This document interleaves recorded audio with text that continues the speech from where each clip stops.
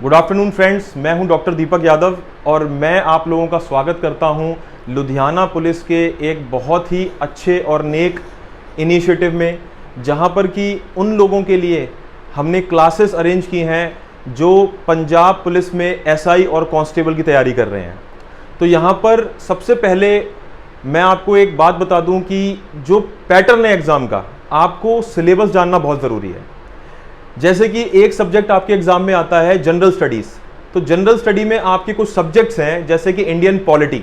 Indian polity मतलब India के political structure के बारे में आपको जानना है, जैसे कि प्रेसिडेंट है, पार्लियामेंट है, हमारा संविधान है, हमारी राज्य सरकार है, हमारी केंद्र सरकार है, हमारे कुछ फंडामेंटल राइट्स हैं, हमारा सुप्रीम कोर्ट और हाई कोर्ट है, तो हमारी पंचायत है लोकल लेवल पर। तो यहाँ पर ये सारा सिस्टम चलता कैसे है, ये सारा सिस्टम काम कैसे करता है, इसके ऊपर सवाल आता है। इसके अलावा हम लोग देखेंगे भारत की ज्योग्राफी, पंजाब की ज्योग्राफी, भारत की इकोनॉमी, हिस्ट्री है भारत की। पंजाब, क्योंकि आप पंजाब का पेपर दे रहे हैं तो ज़्यादा वेटेज आपका पंजाब की हिस्ट्री और ज्योग्राफी पर भी रहेगा। तो आज मैं बात करूंगा सबसे पहले इंडिया के पॉलिटिकल सिस्टम की। और इंडिया के पॉलिटिकल सिस्टम को पढ़ाने से पहले मैं आपको बताना चाहूँगा कि 2016 में जब सब इंस्पेक्टर का एग्ज़ाम हुआ था, तो पहले मैं सब इंस्पेक्टर की बात करूंगा। 2016 में जब सब इंस्पेक्टर का एग्जाम हुआ था तो उस टाइम पर 8 से 9 सवाल सिर्फ भारत के पॉलिटिकल सिस्टम से पूछे गए थे। जैसे कि एक सवाल पूछा गया था कि राज्यसभा में भारत के राष्ट्रपति कितने सदस्यों को नॉमिनेट कर सकते हैं, मतलब राज्यसभा में कितने ऐसी सीटें हैं जिन पर राष्ट्रपति सीधा किसी पर्सन को अपॉइंट कर सकते हैं। इसके अलावा पूछा था पंजाब की विधानसभा में टोटल कितनी सीटें हैं, भारत में कौन कौन सी पोस्ट कॉन्स्टिट्यूशनल हैं, हम इन सब के बारे में पढ़ेंगे। प्रियम्बल के ऊपर एक सवाल आया था। इसके अलावा फंडामेंटल राइट्स के ऊपर उन्होंने सवाल पूछ लिया था। और एक आपने बहुत कॉमन चीज पंजाब में सुनी होगी, रिट लग जाती है जरा जरा सी बातों पर पंजाब में, तो रिट के ऊपर भी सवाल पूछा है उन्होंने। आपने अक्सर सुना होगा हाई कोर्ट में रिट लग जाती है, तो उस रिट को लेकर भी यहां पर एक सवाल आ चुका है। इसी तरीके से कांस्टेबल की भी बात करें हम, तो कांस्टेबल का सिलेबस भी थोड़ा सा लेवल कम है एसआई से, बट टॉपिक सारे लगभग सेम है। कांस्टेबल में भी आपका कॉन्स्टिट्यूशनल सिस्टम को पूछा गया है, मतलब भारत का संविधान, उसकी खास बातें। इसके अलावा सेंट्रल गवर्नमेंट के बारे में, पार्लियामेंट के बारे में, विधानसभा के बारे में, राज्य सरकार के बारे में, फंडामेंटल राइट्स, और बहुत बेसिक सा सिलेबस है। और आने वाली क्लासेस में हम इस बेसिक सिलेबस को पूरा खत्म करेंगे और मैं उम्मीद करता हूं कि जो लेक्चर्स होंगे ये आपके बड़े काम आएंगे और आपको एग्जाम में सफलता जरूर दिलाएंगे। तो आज सबसे पहला जो टॉपिक है वो मैं आपके सामने रखूंगा। टॉपिक का नाम है प्रेसिडेंट।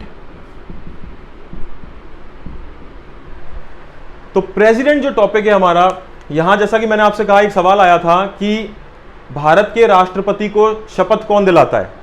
इसके अलावा एक सवाल आया था कि भारत के राष्ट्रपति राज्यसभा में कितने लोगों को सीधा नॉमिनेट कर सकते हैं। तो आप सीधा देख सकते हैं 2 सवाल यहां पर प्रेसिडेंट के ऊपर पूछे गए हैं और पंजाब के एग्जाम में पैटर्न रिपीट होते हैं, कई बार देखा गया है। तो आज इसलिए हम सबसे पहले उस टॉपिक से शुरुआत कर रहे हैं जो भारत की पॉलिटिकल सिस्टम का एक बेस है। राष्ट्रपति की आप जब भी बात करोगे, प्रेसिडेंट की आप जब भी बात करोगे, वो भारत सरकार से भी लिंक है, पार्लियामेंट से भी उसका लिंक है, इसके अलावा जो कानून बनते हैं उनसे भी उसका लिंक है।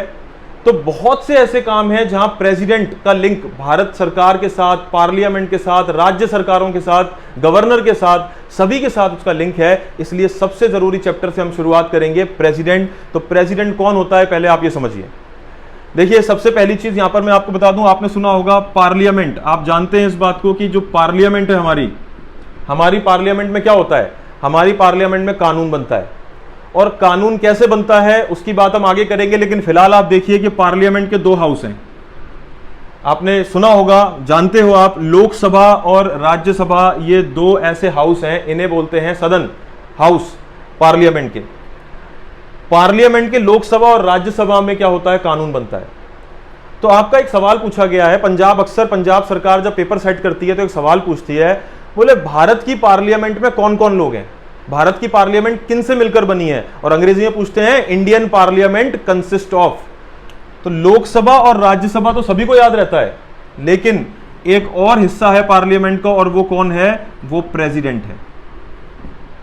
मैं आपको एक बात साफ कर दूं, प्रेसिडेंट ना तो राज्यसभा का सदस्य है ना वो लोकसभा का सदस्य है, वो इन दोनों में से किसी भी हाउस में नहीं बैठता। लेकिन वो पार्लियामेंट का एक अटूट हिस्सा माना गया है, क्योंकि वो भारत की पार्लियामेंट के लिए बहुत सारी जिम्मेदारियां निभाता है। जैसे आपने देखा होगा पार्लियामेंट की मीटिंग बुलाई जाती है, जब सारे एमपी बैठ के बिल पास करते हैं। आपने देखा होगा किसानों के 3 बिल पास हुए, तो जो 3 बिल पास हुए कैसे पास हुए? पहले सभी एमपीज को बुलाया गया पार्लियामेंट में कि भाई बैठो और काम करो। किसने बुलाया? प्रेसिडेंट ने। जब इन लोकसभा और राज्यसभा के लोगों की ज्वाइंट सिटिंग होती है, कौन बुलाता है? प्रेसिडेंट बुलाता है। आपने सुना होगा जब पार्लियामेंट कानून पास करती है तो वो कानून तब तक माना नहीं जाएगा जब तक उस पर राष्ट्रपति के साइन ना हो जाए।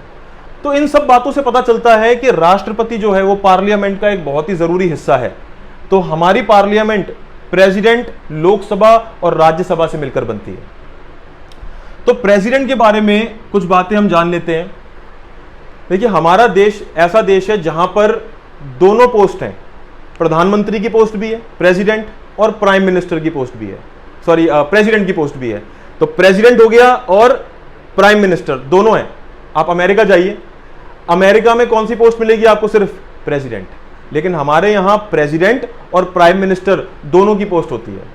अब यहां पर जो प्रेसिडेंट होता है ना, प्रेसिडेंट, वो कहलाता है भारत का हेड। तो एग्जाम के लिए क्वेश्चन है आपका, who is the head of India? Bharat राज्य का मुखिया कौन है, हेड कौन है? तो आप क्या जवाब में लिखोगे? प्रेसिडेंट। लेकिन याद रखना, भारत का मुखिया है प्रेसिडेंट। अगर भारत सरकार पूछ ली जाए आपसे कि गवर्नमेंट ऑफ इंडिया, भारत सरकार का हेड कौन है, तो आपने हमेशा सुना होगा मनमोहन सरकार, मोदी सरकार। तो यहां पर प्राइम मिनिस्टर उसका मुखिया होता है। तो हमेशा याद रखना, भारत देश में सबसे बड़ी पोजीशन, सबसे आखिरी कुर्सी, कहते हैं ना एमएलए बन गए तो मंत्री बनना है, फिर चीफ मिनिस्टर बनना है, एमपी बन गए तो फिर प्राइम मिनिस्टर बनना है, प्रेसिडेंट बन गए उसके बाद क्या बनोगे?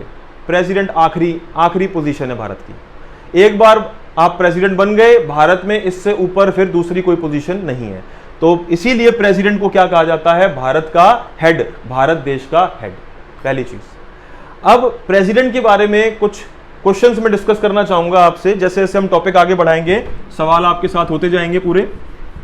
तो प्रेसिडेंट की अगर हम बात करें तो भारत का हेड है, ठीक है। दूसरी चीज, भारत में सबसे ऊंची पोजीशन है, इससे ऊपर कोई दूसरा पद या दूसरी पोजीशन नहीं है। अब बात करते हैं कौन व्यक्ति ऐसा है जो भारत में प्रेसिडेंट बन सकता है। भाई, प्रेसिडेंट बनने के लिए भी कुछ रिक्वायरमेंट होगी, कोई क्वालिफिकेशन होगी कि हर इंसान प्रेसिडेंट नहीं बन सकता। कुछ गिने चुने लोग ही प्रेसिडेंट बन सकते हैं जो कुछ काबिलियत रखते हैं। और वो काबिलियत क्या है? सबसे पहली बात तो, अगर आपको भारत का राष्ट्रपति बनना है, प्रेसिडेंट बनना है, तो सबसे पहली रिक्वायरमेंट क्या है? आपको भारत का नागरिक होना पड़ेगा। कोई आउटसाइडर, अमेरिका से आया बंदा, इंग्लैंड से आया बंदा हमारे राष्ट्रपति का चुनाव नहीं लड़ सकता। सबसे पहली चीज, प्रेसिडेंट का इलेक्शन लड़ना है तो इंडियन सिटीजन। तो आपको क्या होना पड़ेगा? पहले, अगर आप भारत देश के नागरिक हो तो आप प्रेसिडेंट का चुनाव लड़ सकते हो। दूसरी चीज, आपकी उम्र कम से कम 35 साल होनी चाहिए। तो मिनिमम एज कितनी है? 35 साल। 35 साल से कम आपकी उम्र है, आप इलेक्शन नहीं लड़ सकते। तीसरी चीज, आपके पास कोई ऑफिस ऑफ प्रॉफिट नहीं होना चाहिए। Office of profit, office of profit क्या होता है? ऑफिस ऑफ प्रॉफिट को अक्सर लोग कह देते हैं सरकारी नौकरी, लेकिन ऑफिस ऑफ प्रॉफिट का मतलब होता है कि भारत सरकार से आपको किसी भी तरह का कोई लाभ, कोई प्रॉफिट नहीं मिलना चाहिए। चाहे वो सरकारी नौकरी हो, चाहे वो सैलरी हो, चाहे वो गाड़ी हो, चाहे बंगला हो, चाहे अलाउंसेस हो, किसी भी तरीके का अगर भारत सरकार से आपको कोई भी फायदा पहुंचाया जा रहा है तो आपको पहले उस चीज को छोड़ना पड़ेगा। आप सरकारी नौकरी में हैं, सबसे पहले रिजाइन कीजिए। आपको भारत सरकार की तरफ से कोई पेंशन मिल रही है, कोई मदद मिल रही है, सबसे पहले आप उसे छोड़िए। उसके बाद आप राष्ट्रपति का पर्चा भर सकते हो। और जो व्यक्ति लोकसभा का चुनाव लड़ने लायक है, हम आगे जाकर हमारी क्लासेस होंगी, हम लोकसभा राज्यसभा सबकी डिटेल में बात करेंगे। तो जो व्यक्ति, फिलहाल आप इतना याद रखिए कि लोकसभा का चुनाव लड़ सकता है, वो राष्ट्रपति का चुनाव भी लड़ सकता है। तो कुल मिलाकर 4 कंडीशन है। जो भारत का नागरिक हो, कम से कम 35 साल उसकी उम्र हो, ऑफिस ऑफ प्रॉफिट नहीं होना चाहिए, अगर है तो छोड़ना पड़ेगा, और लोकसभा का चुनाव लड़ने लायक हो, ऐसा इंसान ही राष्ट्रपति का पर्चा भर सकता है, राष्ट्रपति का वो नॉमिनेशन पेपर भर सकता है। तो ये हमें क्लियर हुआ कि प्रेसिडेंट कौन बन सकता है।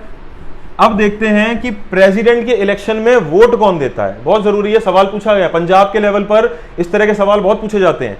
तो अब भारत के राष्ट्रपति के चुनाव में इलेक्शन जो होता है उसमें वोट कौन देगा? तो आपको कुछ एडिशनल यहां पे जानकारी दे दूं। सबसे पहले टोटल भारत में 6 तरह के चुनाव होते हैं, प्रेसिडेंट, वाइस प्रेसिडेंट, एक एमपी, एक एमएलए, एक पंचायत और एक म्युनिसिपैलिटी, जो कई जगह म्युनिसिपल कॉर्पोरेशन होती है और कई जगह म्युनिसिपल काउंसिल कहते हैं, जो काउंसलर का चुनाव होता है। तो टोटल 6 तरह के चुनाव होते हैं। तो इसमें जनता वोट कौन से इलेक्शन में देती है? जनता वोट देती है काउंसलर के इलेक्शन में, जो आपके शहर में होता है। जनता वोट देती है पंचायत के इलेक्शन में, जो आपके गांव में होता है। जनता वोट देती है एमएलए के इलेक्शन में, जो आपके स्टेट का होता है। और जनता वोट देती है एमपी के इलेक्शन में। ठीक है, तो एमपी में भी लोकसभा के इलेक्शन में। अब प्रेसिडेंट और वाइस प्रेसिडेंट का जो इलेक्शन होता है उसमें जनता वोट नहीं दे सकती। एक प्रेसिडेंट, एक वाइस प्रेसिडेंट और एक राज्यसभा, इन 3 चुनावों में जनता, आम जनता वोट नहीं दे सकती है। तो हम आज बात कर रहे हैं प्रेसिडेंट की। तो प्रेसिडेंट में आपको एक बात क्लियर हो जानी चाहिए कि प्रेसिडेंट के चुनाव में जनता वोट नहीं दे सकती, तो फिर वोट देगा कौन? तो प्रेसिडेंट के इलेक्शन में जो वोटिंग राइट्स हैं वो हैं आपके जितने भी इलेक्टेड एमपीज हैं, इलेक्टेड मेंबर ऑफ पार्लियामेंट, जो पार्लियामेंट में बैठते हैं, जितने भी पार्लियामेंट के चुने हुए सदस्य हैं, इलेक्टेड मेंबर्स। इसके अलावा इलेक्टेड एमएलएज, तो जो भी इलेक्टेड एमएलएज हैं वो भी यहां पर वोट देंगे। इसके अलावा आपको पता है जो दिल्ली है, दिल्ली और पुदुचेरी, दिल्ली और पुदुचेरी जो है वो यूनियन टेरिटरीज हैं, लेकिन यहां पर भी सरकार है, यहां पर भी एमएलए बैठते हैं, इसलिए दिल्ली और पुदुचेरी जो है उनके भी जो इलेक्टेड एमएलएज हैं वो भी यहां पर वोट देते हैं। तो कुल मिलाकर इलेक्शन में elected MPs, elected MLAs, Delhi के और पुदुचेरी के भी एमएलए। एमएलए कहां बैठता है? आप जानते हो स्टेट में। एमपी कहां पर है? सेंट्रल लेवल पर। तो जितने भी स्टेट के एमएलए इलेक्टेड और पार्लियामेंट के इलेक्टेड एमपीज, साथ ही साथ दिल्ली और पुदुचेरी के भी इलेक्टेड एमएलएज। अलग से क्यों लिखवाया है? क्योंकि दिल्ली और पुदुचेरी जो हैं ये दोनों भारत की यूनियन टेरिटरी हैं और अक्सर यूनियन टेरिटरी में सरकार नहीं होती है, लेकिन दिल्ली और पुदुचेरी में सरकार है, और सरकार है तो एमएलए भी हैं, और एमएलए हैं तो प्रेसिडेंट के इलेक्शन में वोट जरूर देंगे। तो मुझे उम्मीद है कि यहां तक आपको क्लियर हो गया होगा। अब आगे बात करते हैं। अगर एक बार कोई व्यक्ति भारत का प्रेसिडेंट बन गया तो उसे शपथ भी दिलानी है भाई, उसको शपथ दिलानी है, कसम खानी है उसको ईमानदारी से काम करने की। आपको पता है चाहे मंत्री बनते हैं, प्रधानमंत्री बनते हैं, एमएलए बनते हैं, एमपी बनते हैं, गवर्नर बनते हैं, तो शपथ तो लेनी है ईमानदारी की और अच्छे से काम करने की। तो यहां पर प्रेसिडेंट भी शपथ लेता है। तो प्रेसिडेंट शपथ को कहते हैं अंग्रेजी में ओथ। तो एग्जाम में क्वेश्चन पूछा गया है, ये आपके एग्जाम में क्वेश्चन आ चुका है कि राष्ट्रपति को शपथ कौन दिलाता है, प्रेसिडेंट को ओथ कौन दिलाता है? तो याद रखना, chief justice of India. Chief justice of India जो है, चीफ जस्टिस ऑफ इंडिया वो क्या करता है? वो भारत के राष्ट्रपति को शपथ दिलाता है। तो chief justice of India Bharat के राष्ट्रपति को शपथ दिलाएगा। एक और चीज, मान लो अगर चीफ जस्टिस नहीं है, किसी वजह से वो नहीं आ सकता, बीमार है या देश से बाहर है, तो कोई बात नहीं, चीफ जस्टिस की जगह सुप्रीम कोर्ट का कोई भी जज राष्ट्रपति को शपथ दिलाने के लिए जा सकता है। ठीक है, तो हमने देख लिया कि राष्ट्रपति को शपथ कौन दिलाता है। अब बात करते हैं भाई, प्रेसिडेंट जो है वो 5 साल के लिए चुना जाता है भारत में। मान लीजिए किसी प्रेसिडेंट का मन है कि भाई मुझे इस्तीफा देना है, मुझे रिजाइन करना है अपनी पोस्ट से, तो प्रेसिडेंट रिजाइन किसे करेगा? तो सीधी सी बात है, अगर प्रेसिडेंट को रेजिग्नेशन करना है तो वो अपना रेजिग्नेशन लेटर यानी कि अपना इस्तीफा किसे देगा? वो अपना इस्तीफा देगा वाइस प्रेसिडेंट को। तो यहां पर याद रखना, इस्तीफा देने की बात आती है तो वाइस प्रेसिडेंट को इस्तीफा देता है। शपथ कौन दिलाता है? शपथ की बात आती है तो शपथ दिलाता है चीफ जस्टिस ऑफ इंडिया। और अगर चीफ जस्टिस नहीं है किसी वजह से, तो शपथ कौन दिलाएगा? सुप्रीम कोर्ट का कोई भी सीनियर जज होगा, वो शपथ दिला देगा इनका। तो अब हम लोग आगे बात करते हैं। ये तो बात रही प्रेसिडेंट के बारे में, कुछ बेसिक चीजें रही। मैं आपको ये हिदायत दूंगा कि आप जो पुराने पेपर्स हैं आपके पंजाब पुलिस में, जितने भी पुराने पेपर्स हुए हैं, जैसे 2016 में हुआ है, उससे पहले भी पेपर हुआ है, तो आप उन पेपर्स को डाउनलोड करें और उन पेपर्स में देखें कि ये सारी चीजें पूछी गई हैं एग्जाम में। उससे आपको एक आइडिया लगेगा कि हमें क्या क्या चीजें पढ़नी है, क्या क्या चीजें हमारे लिए जरूरी है। तो यहां पर बेसिक बातें हो गई कि राष्ट्रपति कौन होता है, कैसे चुना जाता है, कौन इलेक्शन में वोट देता है, क्या रिक्वायरमेंट क्वालिफिकेशन है, किसको इस्तीफा देता है, शपथ कौन दिलाता है, ये सारी बातें वो हम कर चुके हैं। अब हम देखेंगे कि राष्ट्रपति की पावर क्या है, ड्यूटीज क्या है। तो हम जल्दी जल्दी देखते हैं कि राष्ट्रपति क्या क्या फंक्शन निभाता है, क्या क्या उसकी ड्यूटीज होती हैं। कुछ ड्यूटीज हम यहां पर देखते हैं, उसकी कुछ पावर्स, उनकी बातें अब हम लोग यहां पर करेंगे। तो यहां पर मैं कह सकता हूं कि वो क्या क्या फंक्शंस निभाता है, क्या उसके फंक्शंस हैं, या फिर मैं कहूं क्या उसकी पावर्स हैं, या आप कह सकते हैं कि क्या उसकी ड्यूटीज हैं, एक ही बात है। तो सबसे पहली चीज, ये राष्ट्रपति होता है जो भारत के प्रधानमंत्री को अपॉइंट करता है। इस टाइम पर जैसे देश के प्रधानमंत्री हैं नरेंद्र मोदी, तो नरेंद्र मोदी को अपॉइंट किसने किया है प्रधानमंत्री के पद पर, वो राष्ट्रपति ने किया है। तो सबसे पहले अपॉइंट करता है वो, किसे अपॉइंट करता है, प्राइम मिनिस्टर को।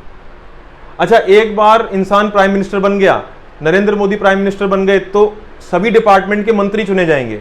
किसी को रेलवे मिनिस्टर बनाना है, किसी को डिफेंस मिनिस्टर बनाना है, किसी को एजुकेशन मिनिस्टर बनाना है, तो मर्जी तो होगी प्राइम मिनिस्टर की। भाई आपके प्राइम मिनिस्टर की मर्जी है कि वो कौन सा डिपार्टमेंट किसे देना चाहते हैं, लेकिन उन सभी मंत्रियों को भी अपॉइंट कौन करेगा, उन सभी मंत्रियों को भी अपॉइंट प्रेसिडेंट ही करेगा।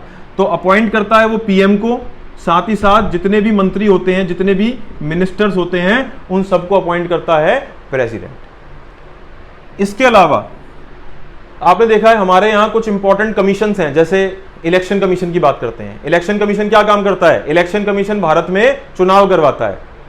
यहां से भी मैं आपके सामने एक सवाल रखूंगा। देखिए, दो तरह के इलेक्शन कमीशन है भारत में, दो तरह के चुनाव आयोग हैं। एक है इलेक्शन कमीशन ऑफ इंडिया और एक होता है state election commission. Election commission of India मतलब पूरे भारत का, और एक होता है हर स्टेट का अपना खुद का इलेक्शन कमीशन। मैंने अभी आपको बताया कि भारत में टोटल 6 तरह के इलेक्शन होते हैं। उन 6 इलेक्शन में से प्रेसिडेंट, वाइस प्रेसिडेंट, एमपी और एमएलए, ये 4 इलेक्शन तो कौन कराता है, इलेक्शन कमीशन ऑफ इंडिया।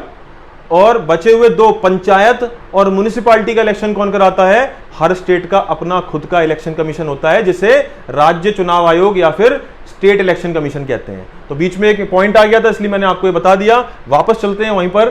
तो जैसे मैं कहूं इलेक्शन कमीशन है, इलेक्शन कमीशन ऑफ इंडिया, तो इलेक्शन कमीशन हो गया। एक आपका होता है union public service commission, UPSC, आपने सुना होगा, आईएएस का एग्जाम करवाता है। तो ये कुछ कमीशन है, ये भारत में चुनाव करवाता है, ये आईएएस का एग्जाम करवाता है। तो इनके चेयरमैन को भी कौन अपॉइंट करता है, प्रेसिडेंट अपॉइंट करता है। तो इनके चेयरमैन और मेंबर्स को, चेयरमैन एंड मेंबर्स को कौन अपॉइंट करता है, इनके चेयरमैन और मेंबर्स को अपॉइंट करता है प्रेसिडेंट। तो ये उसकी दूसरी ड्यूटी है। इसके अलावा आप देखेंगे एक प्रेसिडेंट के पास पावर होती है कि देखिए, पार्लियामेंट किस लिए है, पार्लियामेंट का काम है देश के लिए कानून बनाना। अब पार्लियामेंट की 3 मीटिंग होती हैं भारत में। एक होता है बजट सेशन, जो फरवरी से मई के बीच कभी भी हो सकता है। फरवरी महीने से मई के बीच जब भारत में बजट पेश किया जाता है खर्चों के लिए, जो भी मंत्रियों को खर्चा चाहिए, जो देश को चलाने के लिए जो भी पैसा चाहिए, तो बजट में पैसा दिया जाता है। इसके अलावा एक होता है फिर मॉनसून सेशन, और एक फाइनली होता है विंटर सेशन। विंटर सेशन होता है आपका नवंबर से दिसंबर के बीच। तो यहां पर जुलाई से सितंबर के बीच आपका होता है मॉनसून सेशन, और विंटर सेशन होता है नवंबर से दिसंबर के बीच। सेशन मतलब मीटिंग। इन मीटिंग्स में क्या होता है, सभी एमपीज आते हैं, बैठते हैं, देश के लिए कानून बनाते हैं और पॉलिसी बनाते हैं। अब आप एक बात देखो, अगर ये लोग आएंगे नहीं तो देश के लिए कानून कहां से बनेगा। तो इन्हें कौन बुलाता है, कौन कहता है कि आओ और पार्लियामेंट में बैठो, काम करो, प्रेसिडेंट। तो पार्लियामेंट की मीटिंग बुलाता है। तो पार्लियामेंट का सेशन भी कौन बुलाता है, आपका सवाल है कि who calls the session of the parliament, संसद का सत्र या संसद की मीटिंग कौन बुलाता है, राष्ट्रपति बुलाता है, प्रेसिडेंट बुलाता है। उसके बाद आगे हम लोग बात करते हैं नेक्स्ट। ये तो हो गया पार्लियामेंट का सेशन।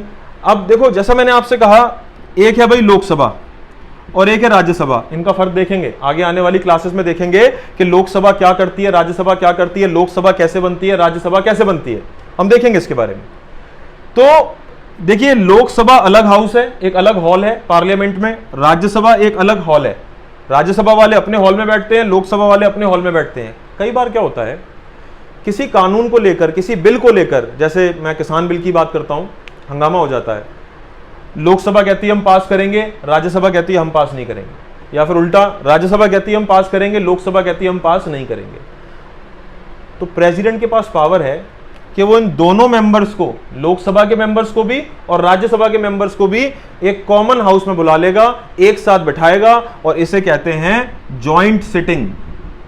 तो अगर आपसे पूछा जाए पार्लियामेंट की जॉइंट सिटिंग कौन बुलाता है, तो राष्ट्रपति पार्लियामेंट की जॉइंट सिटिंग बुलाता है।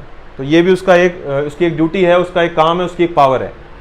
अगली बात करते हैं हम लोग, जैसा कि मैंने आपसे कहा हम लोग बात करेंगे लोकसभा और राज्यसभा की आने वाले लेक्चर्स में, लेकिन मैं थोड़ा सा यहां पर क्योंकि रेफरेंस है इसलिए बात करता हूं। देखिए लोकसभा में आज टोटल 543 एमपीज बैठते हैं, 543 मेंबर्स बैठते हैं। राज्यसभा में टोटल 245 यानी कि 245 मेंबर्स बैठते हैं। अब जो राज्यसभा है ना, इस राज्यसभा में 233 लोग तो इलेक्शन जीतकर आते हैं, जिन्हें बोलते हैं इलेक्टेड मेंबर्स, चुनाव जीतकर आते हैं। लेकिन जो 12 मेंबर होते हैं ना, 12, इन्हें इलेक्शन लड़ने की जरूरत नहीं है, ये कहलाते हैं नॉमिनेटेड मेंबर्स। ये क्या कहलाते हैं? ये नॉमिनेटेड मेंबर्स कहलाते हैं। क्या मतलब है इसका?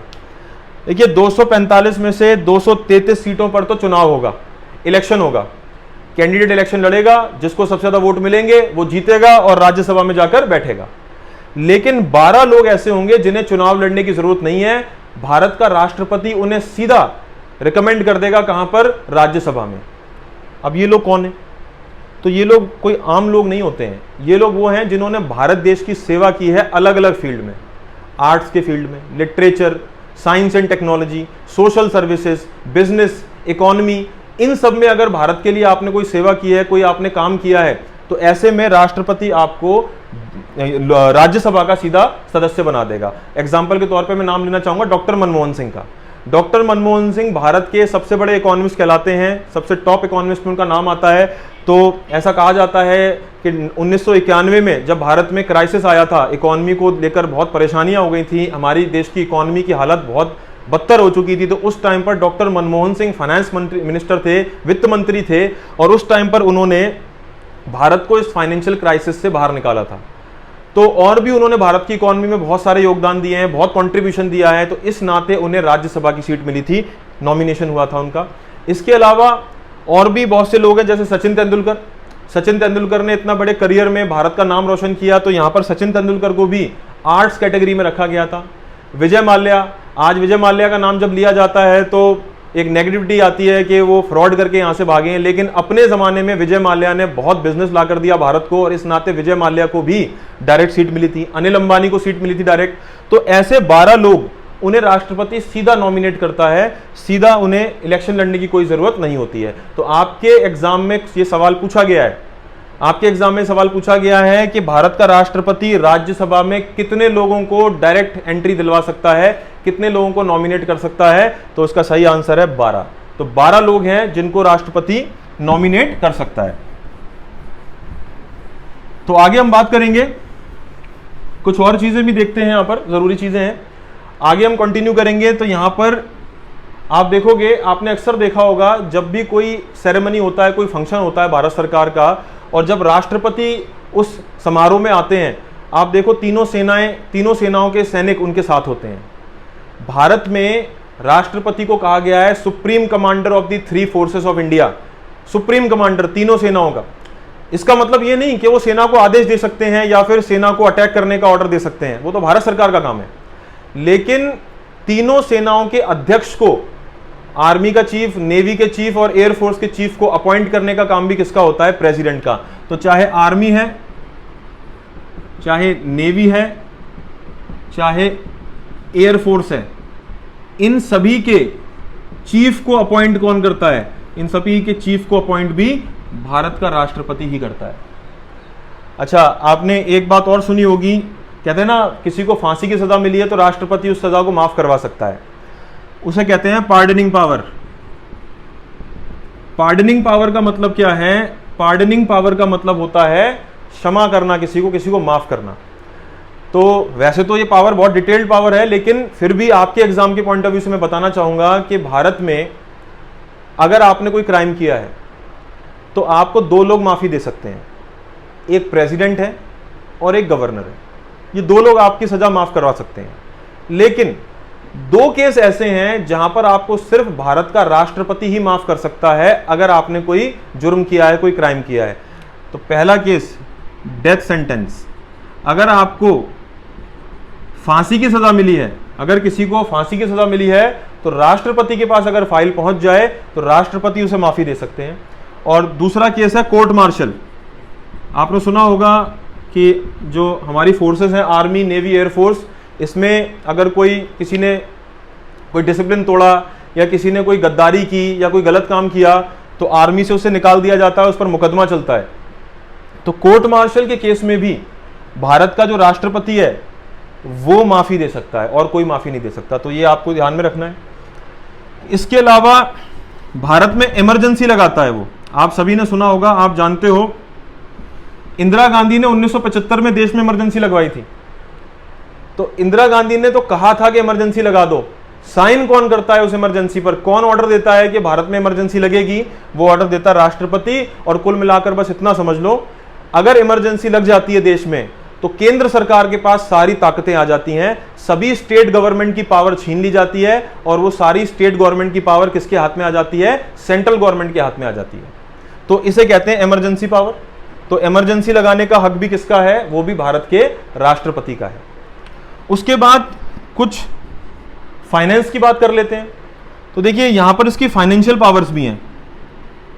फाइनेंशियल पावर्स, आपको पता है हर साल फरवरी के महीने में हमारे देश में पार्लियामेंट में, लोकसभा में बजट पेश किया जाता है। बजट क्या होता है भाई? पूरे साल का सरकार का खर्चा कितना हुआ और सरकार की कमाई कितनी हुई, उसका हिसाब किताब। आने वाले साल में सरकार कितना कमाएगी टैक्स लगाकर और बाकी तरीकों से, और कितना खर्च करेगी जनता के ऊपर, अलग अलग स्कीम्स पर या जनता के ऊपर, उसका हिसाब किताब बजट कहलाता है। तो बजट पेश कौन करता है? एक सवाल है आपके लिए कि बजट पेश कौन करता है? तो बजट पेश करता है फाइनेंस मिनिस्टर। लेकिन किसके कहने पर? कौन कहता है फाइनेंस मिनिस्टर को कि जाओ और जाके पार्लियामेंट में बजट पेश करो? तो ये काम भी किसका है? ये काम भी प्रेसिडेंट का है। तो प्रेसिडेंट क्या करवाता है? प्रेसिडेंट फाइनेंशियल पावर में पहला काम तो कराता है कि बजट पेश करवाता है। वो फाइनेंस मिनिस्टर को कहता है कि भाई बजट पेश करो। दूसरा काम, हर 5 साल बाद प्रेसिडेंट बनाता है एक फाइनेंस कमीशन। और यह बहुत जरूरी है क्योंकि यहां से आपके 2-3 सवाल जुड़े हैं। पहला सवाल, भारत में फाइनेंस कमीशन कौन बनाता है? प्रेसिडेंट बनाता है। दूसरी चीज, कितने साल बाद बनाता है? 5 साल बाद बनाता है। तीसरी चीज, जो फाइनेंस कमीशन प्रेसिडेंट बनाता है उसका काम क्या है? तो देखो ऐसा होता है, आप सभी जानते हैं कि भारत में कुछ टैक्स ऐसे हैं जिन्हें सेंट्रल गवर्नमेंट लगाती है, कुछ टैक्स ऐसे हैं जिन्हें स्टेट गवर्नमेंट लगाती है। तो जब सारा टैक्स का पैसा इकट्ठा होता है तो उस टैक्स के पैसे का बंटवारा होता है। कितना पैसा सेंटर के पास रहेगा और कितना पैसा स्टेट के पास रहेगा, यह डिसाइड करना होता है। और ये कौन बताएगा? ये बताएगा फाइनेंस कमीशन। यहां पर बैठते हैं इकोनॉमिक और फाइनेंशियल एक्सपर्ट्स। वो बताते हैं कि इस साल कितना पैसा सेंट्रल गवर्नमेंट अपने पास रखेगी टैक्स की कमाई का और कितना हिस्सा स्टेट्स को बांट देगी। और आपके लिए एक इंपॉर्टेंट सवाल यहां से बनता है कि इस वक्त भारत में जो फाइनेंस कमीशन है वो कौन सा फाइनेंस कमीशन है? तो इस टाइम पर मैं यहां लिख देता हूं, थोड़ा सा इसको हटाकर। तो इस टाइम जो भारत में फाइनेंस कमीशन चल रहा है वो 15वां फाइनेंस कमीशन है। 15th फाइनेंस कमीशन इस टाइम भारत में है। और उसके अध्यक्ष का नाम आपसे पूछा जा सकता है कि फाइनेंस कमीशन के, जो अभी भारत का फाइनेंस कमीशन है उसके चेयरमैन कौन है? तो उसके जो चेयरमैन हैं उनका नाम है मिस्टर NK सिंह। तो NK सिंह जो हैं इस वक्त भारत के फाइनेंस कमीशन के चेयरमैन हैं। तो कहने का मतलब यह है कि आप अभी देख सकते हो कि राष्ट्रपति कितनी ड्यूटीज और कितनी पावर्स यहां पर इस्तेमाल करता है। इसीलिए कहा जाता है वो पार्लियामेंट का एक अटूट हिस्सा है, उसके बिना देश नहीं चल सकता। अब यहां पर आखिरी बात हम लोग कर लेते हैं कि राष्ट्रपति को हटाया कैसे जाता है। अगर राष्ट्रपति को हटाना हो, उसे अपने पद से रिमूव करना हो, हटाना हो, तो ये काम कौन करेगा? तो जैसा कि मैंने बताया, अगर राष्ट्रपति चाहे तो इस्तीफा दे सकता है। इस्तीफा देगा, किसको देगा? वाइस प्रेसिडेंट को। लेकिन अगर राष्ट्रपति को हटाना हो तो कौन हटाएगा? तो सीधी सी बात है, member of parliament. Member of parliament vote देंगे। यानी कुल मिलाकर मैं कह सकता हूं कि पार्लियामेंट में क्या होगी? प्रॉपर वोटिंग होगी और वोटिंग के जरिए ही आप भारत के राष्ट्रपति को हटा सकते हो। आप सोचो कि सरकार डायरेक्ट भारत के राष्ट्रपति को हटवा दे, ऐसा नहीं हो सकता। तो पार्लियामेंट के पास पावर है, पार्लियामेंट में जो एमपीज हैं उनके पास पावर है, इलेक्टेड और नॉमिनेटेड दोनों ही तरह के एमपीज के पास पावर है कि वो इस वोटिंग में हिस्सा लेंगे और भारत के राष्ट्रपति को उसके पद से हटा सकते हैं। तो ये हमने आज बात की सबसे पहले प्रेसिडेंट चैप्टर की, और मैं उम्मीद करता हूं कि प्रेसिडेंट चैप्टर आपको समझ में आएगा जब आप इस रिकॉर्डिंग को सुनेंगे, इस वीडियो लेक्चर को आप देखेंगे। हम लोग आगे बढ़ेंगे क्योंकि वक्त ज्यादा नहीं है अब आपके पेपर में, आपके एग्जाम में, चाहे कांस्टेबल हो चाहे एसआई हो, बस लेवल का फर्क है, लेकिन सिलेबस आपका सेम है। तो आप ध्यान लगाकर यहां पर इस लेक्चर को सुनिएगा। अब हम बात करते हैं एक इंपॉर्टेंट चैप्टर की जिसका नाम है प्रीएम्बल। प्रीएम्बल चीज क्या है पहले ये समझना हमारे लिए बहुत जरूरी है। आप सबने एनसीईआरटी की किताबें पढ़ी होंगी, स्कूल में जब एनसीईआरटी की किताबें पढ़ते हैं तो आप उस किताब को जब खोलते हैं शुरुआत में तो आपको एक बॉक्स नजर आएगा। उस बॉक्स में लिखा होगा हम भारत के नागरिक, we the people of India. वही है आपका प्रीएम्बल। अब इसको थोड़ा सा समझाने का एक तरीका है मेरे पास। देखिए ऐसा होता है, हमारे देश में जो संविधान है उसकी बात भी हम करेंगे डिटेल में। हमारे देश का संविधान दुनिया का सबसे बड़ा संविधान है, दुनिया का सबसे बड़ा लिखित संविधान है। द हाईएस्ट और lengthiest written constitution in the world is Indian constitution. लगभग 60 देशों के संविधान को स्टडी करने के बाद 2 साल 11 महीने 18 दिन में हमारे देश का संविधान बना था। तो जो ये संविधान है, एक जिंदगी में इस संविधान को आप स्टडी नहीं कर सकते, पॉसिबल ही नहीं है।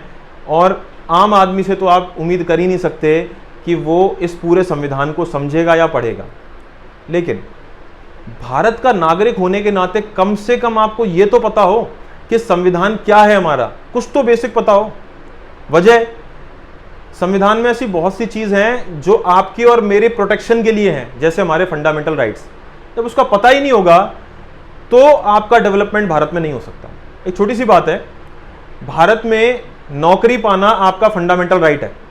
यह आपका फंडामेंटल राइट है कि आप नौकरी हासिल करें।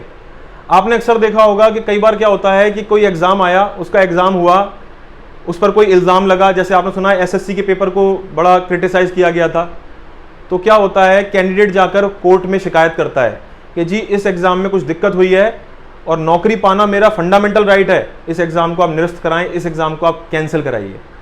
तो जब तक आपको पता ही नहीं होगा कि मेरा फंडामेंटल राइट क्या है, तब तक आप कैसे अपना डेवलपमेंट करोगे। और कई ऐसे जुल्म और अत्याचार होंगे जो आपके ऊपर हो जाएंगे, आपको पता भी नहीं चलेगा कोर्ट में क्या करना है मुझे।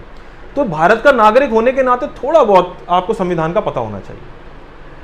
तो इसलिए ही यह प्रीएम्बल बनाया गया है। एग्जाम्पल के तौर पर, जब आप किसी को सामने से आता देखते हो, उसके गले में एक आई कार्ड होता है, आई कार्ड पे लिखा हुआ है डॉक्टर, तो आपकी एक इमेज बनती है कि ये डॉक्टर है। डॉक्टर है तो एक स्टेटस वाला आदमी होगा, पढ़ा लिखा आदमी होगा, अच्छा कमाता होगा, तो आपको एक आइडिया हो जाता है। आप उस आदमी के बारे में जानते नहीं हो, लेकिन आपको सिर्फ आई कार्ड देखने से अंदाजा लग गया कि ये इंसान कैसा हो सकता है प्रोफेशनली और फाइनेंशियली। उसी तरीके से भारत के पूरे संविधान को आप नहीं पढ़ सकते, तो आप ऐसा कीजिए, शॉर्टकट अपनाइए।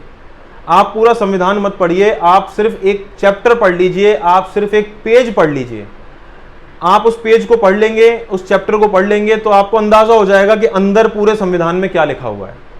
जब भारत का संविधान बना था तो 395 उसमें नियम थे, 395 आर्टिकल थे, और इतने एक्सटेंसिव, इतने डिटेल में लिखे हैं आर्टिकल, आप नहीं पढ़ सकते सभी को।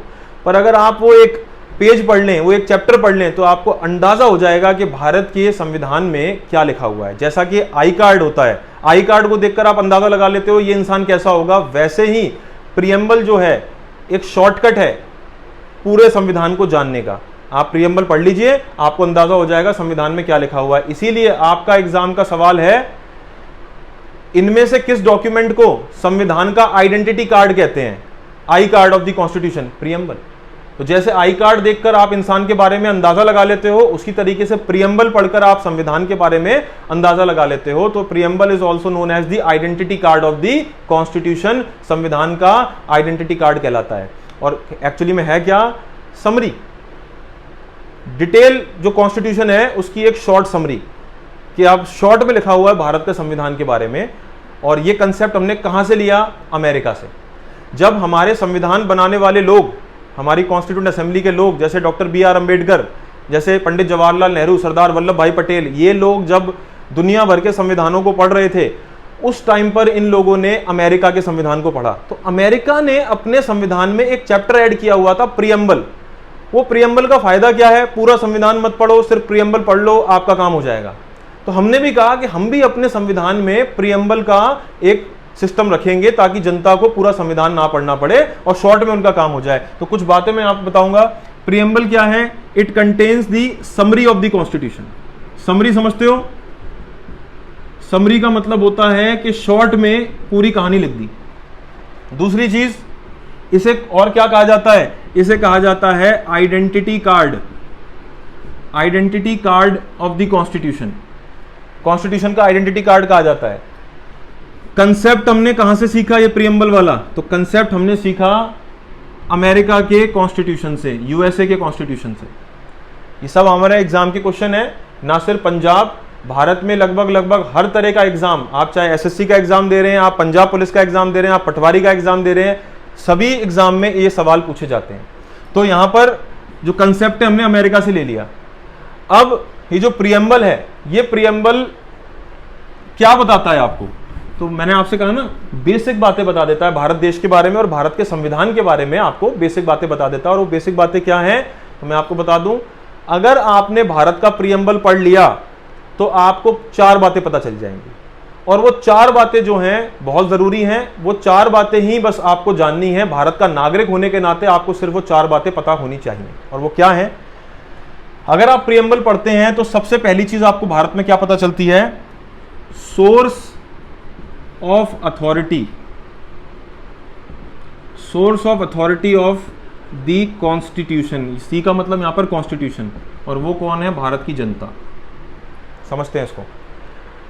भारत में सबसे बड़ा कौन है? सबसे ताकतवर कानून कौन है? कॉन्स्टिट्यूशन। आप चाहे भारत के राष्ट्रपति हो, चाहे प्रधानमंत्री हो, चाहे आप जज हो, आप संविधान से ऊपर नहीं हो। एग्जाम्पल के तौर पर हमारे देश में वोटिंग एज क्या है? 18 साल। जो पर्सन 18 साल का होगा वही वोट दे सकता है। कहां लिखा है? संविधान में लिखा है, और आपको मानना पड़ेगा, और हम लोग मानते भी हैं। तो भारत में सबसे बड़ा कौन है? कॉन्स्टिट्यूशन। तो प्रियम्बल आपको बताता है कि भारत के संविधान को इतनी पावर, इतनी अथॉरिटी किसने दी है? तो ऑप्शन में होगा सुप्रीम कोर्ट ने दी है, पार्लियामेंट ने दी है, प्रेसिडेंट ने दी है, या भारत की जनता ने दी है। तो भाई हमारे यहाँ डेमोक्रेसी है, भारत की जनता ने ही हमारे कॉन्स्टिट्यूशन को सबसे ऊपर रखा है। जो संविधान बनाने वाले लोग थे, जिनका मैंने अभी जिक्र किया, अगर वो चाहते तो सारी पावर पार्लियामेंट के हाथ में दे देते, वो चाहते तो सारी पावर सुप्रीम कोर्ट के हाथ में दे देते, लेकिन उन्होंने सारी पावर संविधान के हाथ में दी। तो वो भी तो लोग ही थे ना। तो भारत की जनता ने ही संविधान को सबसे ज्यादा पावर दी है। तो आपको 2 चीजें क्लियर होती हैं। भारत में सबसे पावरफुल कौन है? संविधान। और संविधान को इतनी पावर देने वाला कौन है? जनता भारत की। 2 चीजें यहां पर। उसके बाद बात आती है कि भारत देश कैसा देश है। Nature of Indian state, nature of India बोल देते हैं सीधा से, कि भारत एक किस तरह का देश है। तो आपको यहां पर 5 चीजें याद रखनी है, कुल 5 चीजें। पहला, भारत एक सॉवरन देश है। दूसरा, भारत एक सोशलिस्ट देश है। तीसरा, डेमोक्रेटिक देश है। चौथा, रिपब्लिक है।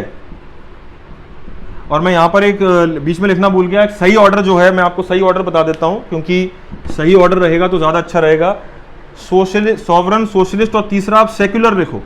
पहले सेक्युलर लिखो, फिर डेमोक्रेटिक, और आखिर में रिपब्लिक।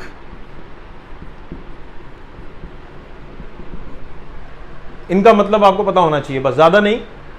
सॉवरन का मतलब क्या होता है? सॉवरन का मतलब होता है कंप्लीटली इंडिपेंडेंट, पूरी तरह से आजाद। आज भारत एक आजाद देश है। हमें चाइना से डील करनी है, हमें अमेरिका से डील करनी है, हमारी मर्जी है। अब हम अंग्रेजों के गुलाम नहीं है। तो क्लियर कट बात है जी, हमारा संविधान कहता है कि भारत, पहली बात तो, एक आजाद देश है। दूसरी चीज, भारत एक सोशलिस्ट देश है। सोशलिस्ट का मतलब क्या होता है? देखिए, इकोनॉमी के पॉइंट ऑफ व्यू से अगर मैं अर्थव्यवस्था की बात करूं, इकोनॉमी की बात करूं, तो इकोनॉमी 3 तरह की होती है: सोशलिस्ट, कैपिटलिस्ट और मिक्स्ड। सोशलिस्ट इकोनॉमी क्या होती है? सोशलिस्ट इकोनॉमी का मतलब होता है जहां पर ज्यादातर प्रोडक्शन और डिस्ट्रीब्यूशन सरकार और सरकारी कंपनियां करती हैं। कैपिटलिस्ट, पूंजीवादी, जहां पर प्रोडक्शन और डिस्ट्रीब्यूशन प्राइवेट आदमी करता है। प्रोडक्शन मतलब डिस्ट्रीब्यूशन मतलब, प्रोडक्शन मतलब हर चीज का प्रोडक्शन, ये पेन है, ये घड़ी है, ये मोबाइल है, हर चीज का प्रोडक्शन, सुई से लेकर जहाज का प्रोडक्शन। सोशलिस्ट इकोनॉमी है तो कौन करेगा? सरकार करेगी। कैपिटलिस्ट इकोनॉमी है तो कौन करेगा?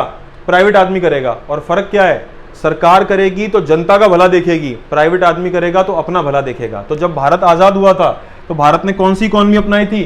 सोशलिस्ट इकोनॉमी अपनाई थी। अब आप लोग मुझे कहोगे कि भारत की इकोनॉमी तो मिक्स्ड है, तो ये बात सच है कि भारत की इकोनॉमी आज मिक्स्ड है, लेकिन वो मजबूरी है, क्योंकि मिक्स्ड इकोनॉमी अपनानी पड़ती है। आज जो दुनिया भर में इकोनॉमिक कंडीशन आती हैं तो उसमें कहीं प्राइवेट तो कहीं पर सरकारी, कहीं पर प्राइवेट कहीं पर सरकारी प्रोडक्शन करना पड़ता है। तो वो तो करना पड़ा है, दुनिया के देशों को मिक्स्ड इकोनॉमी बनना पड़ा है, पर संविधान के मुताबिक भारत को आज भी, संविधान में लिखा हुआ है, ये बदला नहीं है, संविधान में आज भी भारत एक सोशलिस्ट इकोनॉमी है जो पब्लिक के वेलफेयर की बात करती है, किसी पर्टिकुलर पूंजीवादी के या फिर कैपिटलिस्ट क्लास को प्रमोट करने की बात नहीं करती, वो जनता के वेलफेयर और भलाई की बात करती है। Next is secular. सेक्युलर मतलब रिलीजियस पॉइंट ऑफ व्यू से न्यूट्रल। भारत में आप हिंदू हो, सिख हो, मुस्लिम हो, क्रिश्चियन हो, सरकार को इससे कोई मतलब नहीं है, सरकार की नज़र में सभी धर्म बराबर हैं। तो भारत आज एक सेक्युलर देश है। आज इस देश में आप अपने धर्म को जैसे चाहें उसका पालन आप कर सकते हैं, आप पर कोई रोक टोक नहीं है। यहीं पर दुनिया में कुछ देश ऐसे हैं जहां पर आप अपने धर्म का पालन नहीं कर सकते, जो वहां पे मेजॉरिटी में लोग हैं, आपको उन्हीं के धर्म को मानना पड़ेगा, अदरवाइज आप अपने धर्म को ओपनली और फ्रीली डिक्लेयर नहीं कर सकते। लेकिन इंडिया में ऐसा नहीं है, भारत एक सेक्युलर देश है और भारत में सभी धर्मों को इक्वल माना है सरकार ने। फिर हम बात करते हैं डेमोक्रेटिक। भारत एक डेमोक्रेसी है। आपने अक्सर सुना होगा कहते हैं to the people, for the people, by the people, लेकिन मैं आपको डेमोक्रेसी की बड़ी सीधी सादी परिभाषा बताता हूं। डेमोक्रेसी का मतलब होता है जिस देश में जनता को वोट देकर अपनी सरकार चुनने का अधिकार हो, उसे कहते हैं डेमोक्रेसी। सिंपल। तो भारत आज कैसा देश है? भारत आज डेमोक्रेटिक देश है। अच्छा, इसमें भी याद रखना, डेमोक्रेसी दो तरह की होती है, यह भी एग्जाम का क्वेश्चन है, डायरेक्ट और इनडायरेक्ट। हालांकि ये क्वेश्चन आपके एसआई और कांस्टेबल में नहीं पूछा गया है, लेकिन मैं बताना चाहूंगा आपको, बहुत सिंपल है।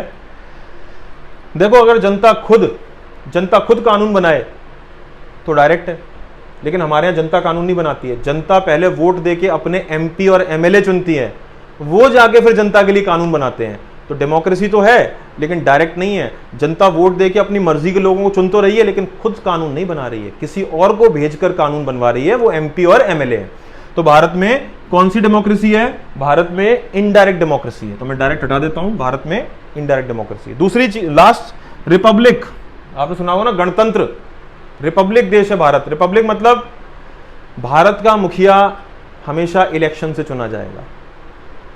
भारत में मुखिया कौन? मतलब सबसे बड़ा आदमी कौन? भारत का सबसे बड़ी पोजीशन प्रेसिडेंट, और प्रेसिडेंट का हर 5 साल बाद इलेक्शन होता है।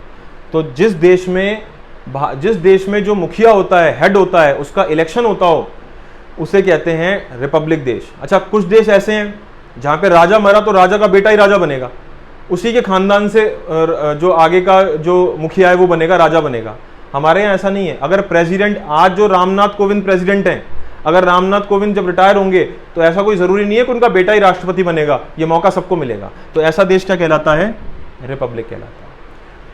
आखिरी यहां पर एक चीज मैं आपको बताना चाहूंगा कि प्रीएम्बल में एक बार एक बदलाव हुआ था प्रीएम्बल में, और वो बदलाव क्या था? अमेंडमेंट हुआ था 42nd constitutional amendment act of 1976। 42nd constitutional amendment act of 1976 हुआ था, जिसने क्या किया था? प्रीएम्बल में 3 वर्ड ऐड किए थे, 3 वर्ड टोटल ऐड किए थे। वो 3 वर्ड कौन कौन से हैं? सोशलिस्ट, सेक्युलर और इंटेग्रिटी। ये वर्ड पहले 1950 में जब हमारा प्रीएम्बल बना था तो ये वर्ड तब नहीं थे, तो इन्हें बाद में ऐड किया गया। सोशलिस्ट, सेक्युलर और इंटेग्रिटी, ये 3 वर्ड ऐसे हैं जिन्हें बाद में ऐड किया गया 42nd अमेंडमेंट से। ये अक्सर एग्जाम का सवाल, आपका क्वेश्चन बनता है। तो जैसा कि मैं बीच में आपको मैंने ये बात बता दी, जैसा कि हम लोग उसी लाइन पर चलेंगे। मैंने कहा था अगर आप प्रीएम्बल पढ़ते हैं तो आप भारत के संविधान के बारे में या भारत के बारे में 4 चीजें जान लेते हैं। 2 चीजें आपने जान ली कि भारत में संविधान को अथॉरिटी किसने दी? लोगों ने। दूसरा, भारत कैसा देश है? Sovereign, socialist, secular, democratic, Republic. अब तीसरी बात करते हैं, हमारे संविधान का ऑब्जेक्टिव क्या है? भाई, हमारा संविधान क्यों बनाया गया है, क्या रीजन है, किस लिए बनाया गया है? तो सीधी सी बात है, जनता को जस्टिस देने के लिए, ताकि न्याय मिले। इक्वलिटी मिले, आज़ादी मिले, लिबर्टी मिले अपनी बात कहने की, अपना पक्ष रखने की। तो ये सारे हमारे संविधान के ऑब्जेक्टिव हैं कि लोगों को न्याय मिले। कैसे? आपके साथ कुछ गलत होता है तो आप जाते हो ना कोर्ट में, कोर्ट आपका मुकदमा लेता है। क्यों लेता है? संविधान में लिखा हुआ है। संविधान में लिखा है कि भारत में अगर कोई भी परेशान होगा तो वो कोर्ट का दरवाज़ा खटखटाएगा। अगर संविधान नहीं होता तो आपको न्याय नहीं मिलता, संविधान नहीं होता तो इक्वलिटी नहीं होती, आज भी जात पात और ऊंच नीच होता। तो लिबर्टी, आज आप बड़े आसानी से भारत के प्रधानमंत्री या भारत सरकार के बारे में कुछ भी बोल देते हो, आपको बुरा लगता है तो संविधान ने आपको पावर दी है वो, अदरवाइज ये सब आपके पास नहीं होता। और चौथी चीज, सबसे जरूरी सवाल यहां से, date of adoption of constitution, वो भी लिखा है प्रीएम्बल में, date of adoption of constitution, वो है 26 नवंबर 1949। अब यहां पर कई लोग जब इस लेक्चर को देखेंगे तो बोलेंगे नहीं नहीं ये तो 26 जनवरी होना चाहिए। तो मैं आपको बता दूं ये दो अलग अलग चीजें हैं, डेट ऑफ अडॉप्शन है और एक है date of implementation. Date of implementation है 26 जनवरी 26 जनवरी 1950 1950। मतलब समझो, डेट ऑफ अडॉप्शन का मतलब है कि संविधान किस तारीख को बनके तैयार हो गया था। भाई मैं कहता हूं मैं संविधान लिख रहा हूं, इस तारीख को मेरा संविधान बनके तैयार हो गया, ठीक है भाई, रख दिया मैंने अलग। जनता के ऊपर लागू कब करूंगा? पब्लिक के ऊपर ऑफिशियली डिक्लेयर कब करूंगा कि भाई आज से संविधान मानना पड़ेगा? ये काम मैंने 26 जनवरी को किया। तो याद रखना, प्रीएम्बल में कौन सी तारीख लिखी हुई है? प्रीएम्बल में लिखा है कि संविधान किस तारीख को बन गया था पूरा। तो याद रखना 26 नवंबर 1949 को संविधान बन गया था, जबकि देश की जनता के ऊपर लागू हुआ था 26 जनवरी 1950 से, और 26 जनवरी 1950 से हम इस संविधान को आज तक मानते आ रहे हैं। तो आज का लेक्चर मैं यहीं पर ख़त्म करूंगा। यहाँ पर आज हमने पंजाब पुलिस में सब इंस्पेक्टर और कांस्टेबल एग्जाम के लिए दो बहुत ही ज़रूरी टॉपिक्स किए हैं, एक प्रीएम्बल और एक भारत के राष्ट्रपति के बारे में। मैं चाहूँगा कि आप पुराने पेपर उठाकर देखें और देखें कि ये सवाल वहाँ पर पूछे गए हैं, और मैं उम्मीद करूँगा कि आपको ये लेक्चर तैयारी में काम करेगा काफ़ी। तो यहाँ पर जो आज की बात हम यहीं पर ख़त्म करते हैं। अब हम लोग अगली क्लास में मिलेंगे जहाँ पर हम पॉलिटी के कुछ और टॉपिक्स डिस्कस करेंगे। बहुत बहुत धन्यवाद।